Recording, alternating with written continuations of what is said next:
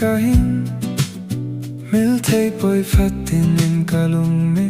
in alang jingin na komalung se tim tu hin lel ding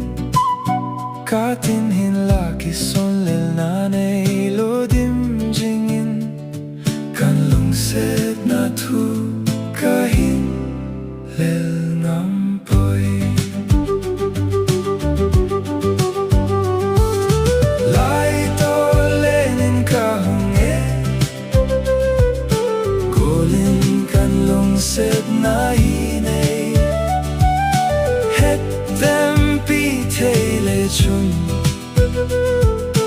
lung set na tu hin leli jung ki son lel pongge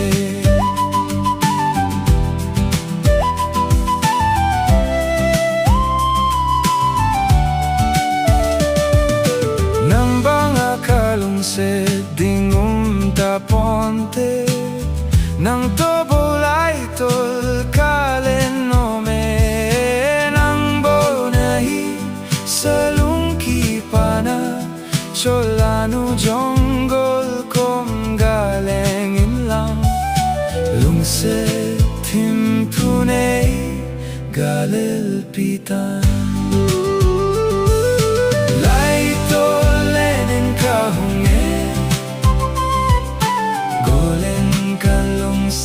na hinay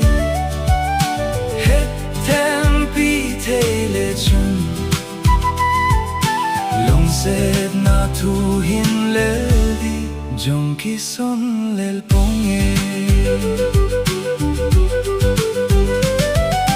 melal talal hi jong leng kalung set na nahin jui jinge ka kumaung chun kase lung kim na kalung ki pa na le kalung hey na che at chai na nang bo nahi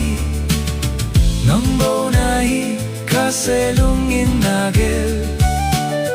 niti na kaki pa na le kahi na jong nang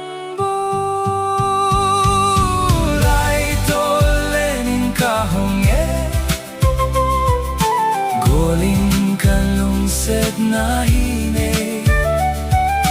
het tempi le chun